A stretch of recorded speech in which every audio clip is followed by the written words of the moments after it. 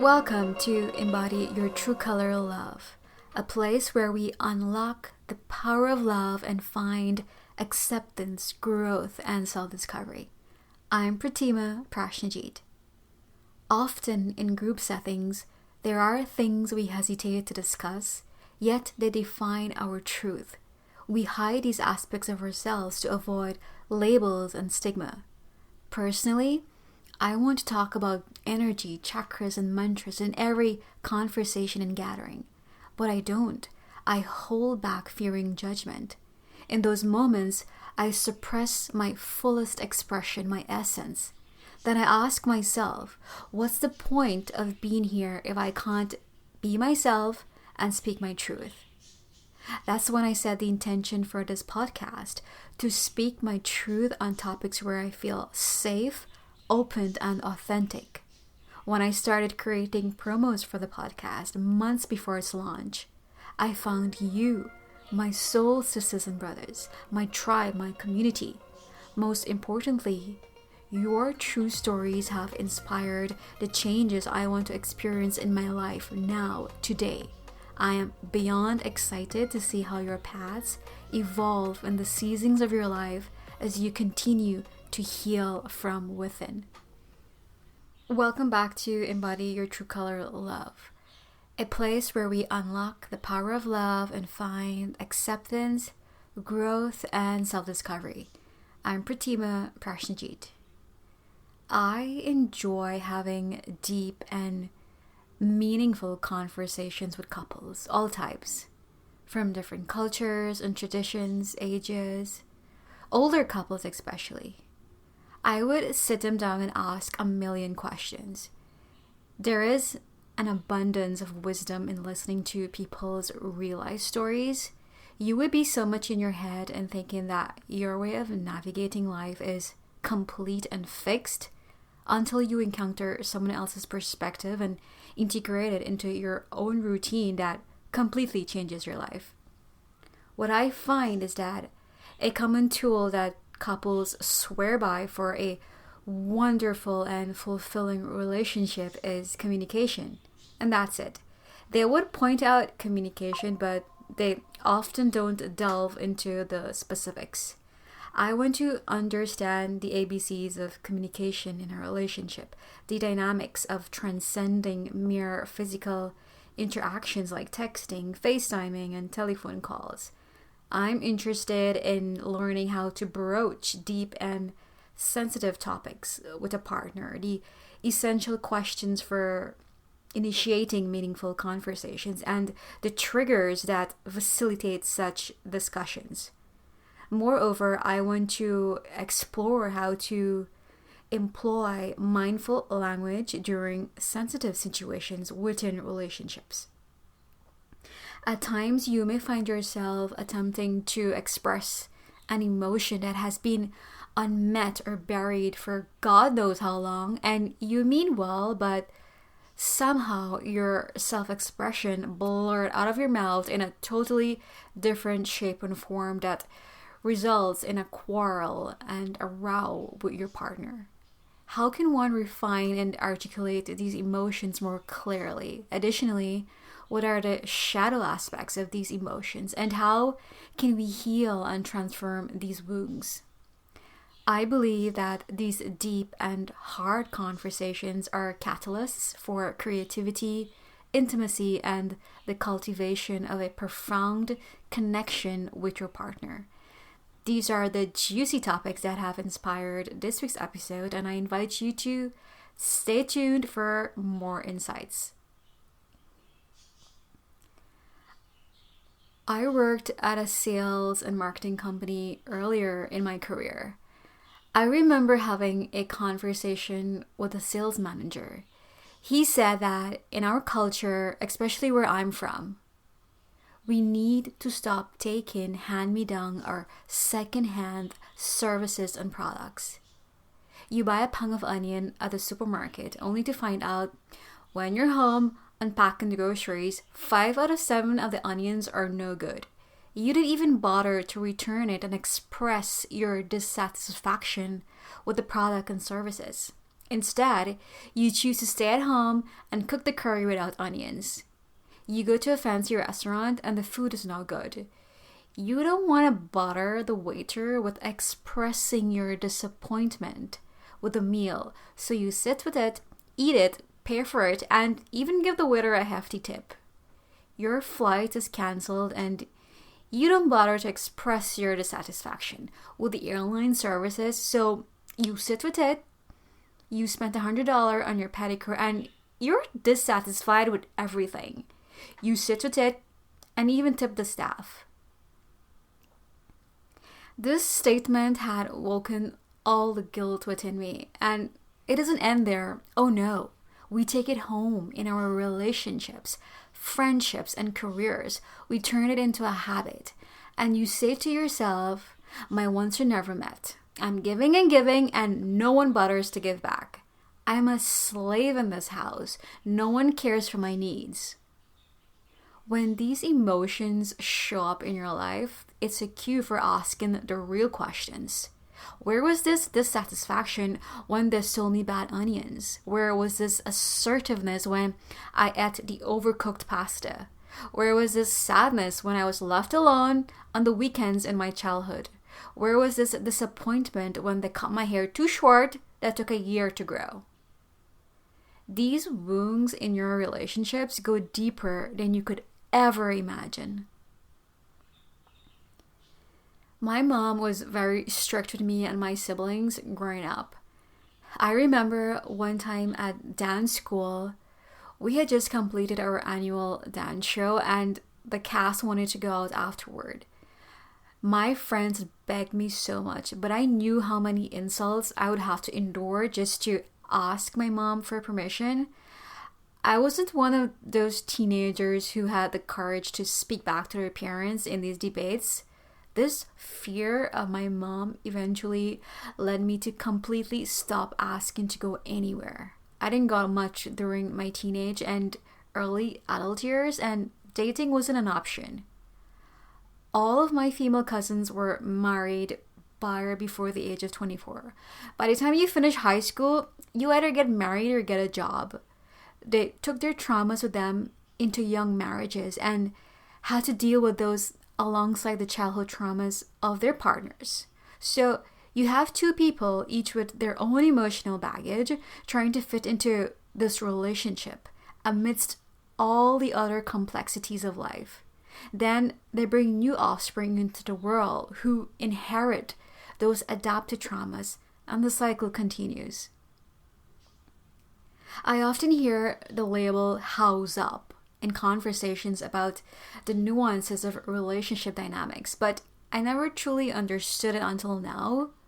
We're so housed up, cluttered within the containers of our old beliefs about ourselves, our partners, and our relationships, that we never take the quantum leap needed to discover the blossoming effects of our passions and purposes outside of these containers and constraints.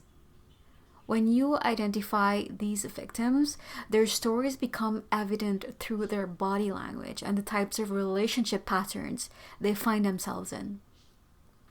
My then partner brought lunch freshly prepared from work so we could eat together.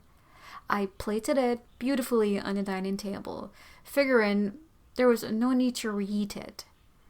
After eating, he asked, "Did you reheat it?"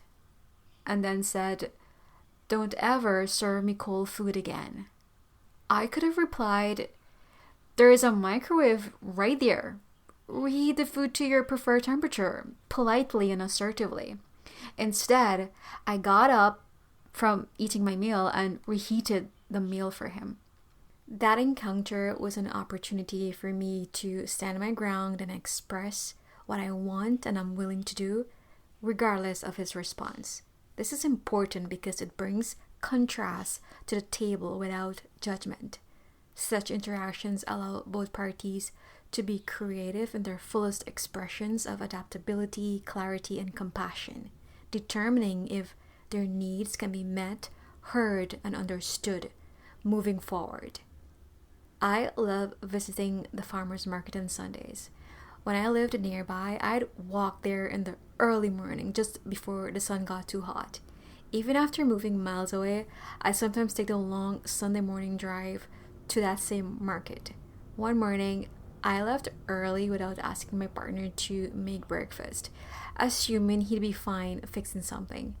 It took me 2 hours to return, and when I got back, he asked, "What's for breakfast?" In my mind, I thought, I hoped you would have prepared something or ordered or even have leftovers. I'm exhausted from the drive. Despite wanting to speak up, I simply went to the kitchen and said, "I'll make us a quick breakfast." How much easier would it have been if I just expressed my desire for a delicious breakfast upon returning from the market? Only when we express our desires can creativity be initiated to fulfill them. We can't expect others to understand without prompting. When we communicate our wants and they're met, it brings the rewards of feeling heard, understood, and seen. These are the emotions our hearts truly desire.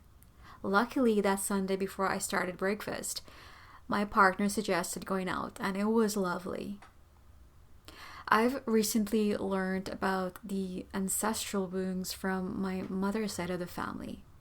My great-grandmother endured verbal abuse from her husband, my great-grandfather, and she would stand there and would not utter a word to defend herself. She has never done it. I was told stories about my mom in her childhood.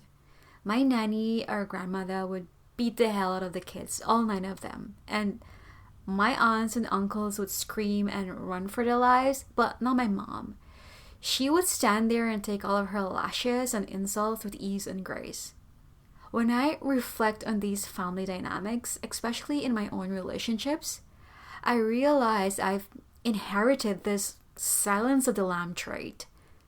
I've often found myself in situations where I've been mansplained or gaslighted without even recognizing it, and instead of expressing my emotions, I've resorted to offering a cup of tea. Often in relationships, we give our partners the benefit of the doubt, thereby diminishing our own worthiness as a contribution to the relationship. Self-worth should not be mistaken for the idea of give and take solely to fulfill your desires within that relationship. This further deepens the collective feminine wounds that transcend into the generation after us. As I remain silent, I notice that over time, I become hesitant to voice or pursue my deepest desires. Whether it's a weekend getaway, financial assistance, a material possession, or even a simple meal, or a cup of tea. And these are the very prompts to reshuffle my mindset. If you've grown up in a culture where your passions and pursuits were continually shattered to crumbs, it's highly likely that you've been mansplained and gaslighted in your current relationship without even realizing it. To understand yourself, your partner, and your relationship, you need to question your ancestral traumas, childhood traumas, the father wounds, the feminine wounds, your conditioning. They embody the answers to a fulfilling relationship. With this awareness of the traumas that are deeply embedded in my ancestral wounds and how it conditioned my beliefs about my individuality, I can now take the stance to end this cycle of unspoken desires by speaking my truth, creating new patterns of relationships, and forge deeper bonds for the generations after me. I witnessed couples tearing each other apart, barking like animals, and resorting to physical violence. This behavior often stems from unaddressed traumas projected onto their partner. Sometimes we attract such individuals into our lives in karmic relationships, offering an opportunity for mutual healing. When these sensitive situations reappear, it is important to recognize the triggers and take actions to soothe them. Here is where transparency plays a vital role in your relationship. Being confident to reveal to your partner matters in your personal life that have open wounds. This provides an opportunity for the other party to educate themselves.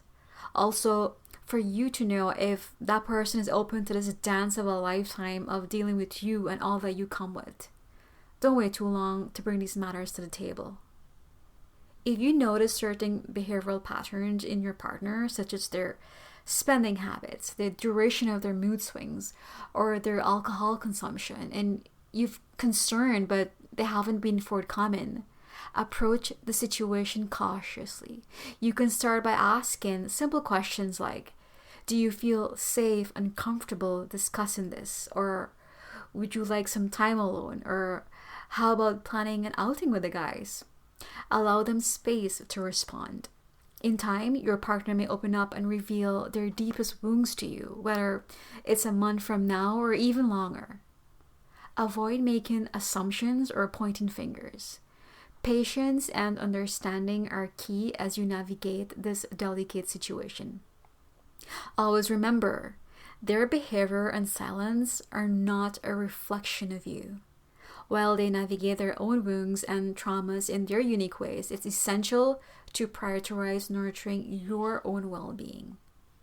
I have a really bad way of dealing with my insecurities and jealousy. I tend to react with outrage and dredge up suppressed emotions and hurt feelings from the past. No matter how much meditation and shadow work I do, these negative emotions resurface when feelings of insecurity and jealousy arise. It's crucial to recognize that these are internal struggles, and often our brains enter fight or flight mode, leading us to say hurtful things to our partners as a defense mechanism. For me, this emotional upheaval typically occurs a few days before my period, not during it. By identifying your cycle phases, you can equip yourself with tools to manage your emotions, control your brain's response, and minimize harm to your partner, ultimately preserving your relationship. With this awareness, you can assert yourself and communicate to your partner that it's simply a phase, helping them to understand what to expect. Do you ever wonder about the significance of the dance between the bride and groom at weddings? Whether it's a waltz, folk dancing, or another form, dance is an ancient means of communication, embodying the beauty of life in its fullest expressions. It's not limited to weddings. Dance is woven into cultures as a way to express love, gratitude, and welcome at gatherings. But let it not end on the wedding day. You can continue this dance quite literally in your relationship. Play music, sing, and dance together with your partner. If there's something you wanted to express but couldn't find the words for, let the dance speak for you. You're tuned in to Embody Your True Color Love, a place where we unlock the power of love and find acceptance, growth, and self-discovery. I'm Pratima Prashnajit. Thank you immensely for tuning in today.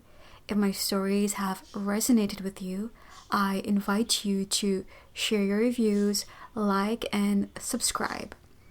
Your feedback helps our podcast extend its healing reach on a global scale. Connect with me on our social media platforms at Zappa Farms. I eagerly anticipate hearing your stories each time, and I'm open to suggestions for future topics to explore. Your engagement fuels our journey together.